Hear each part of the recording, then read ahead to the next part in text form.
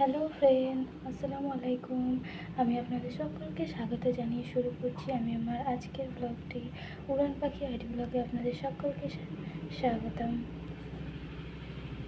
দেখতে থাকুন আমি আজকে কি রান্না করি। আমি আজকে রান্না করছি কুমড়ো শাকের ভাজি,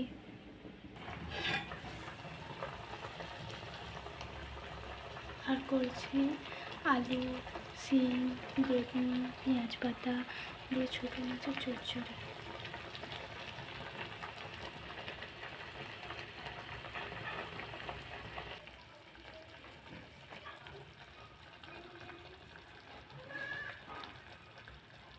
তো দেখতে থাকুন আমি কীভাবে রান্নাটা করি।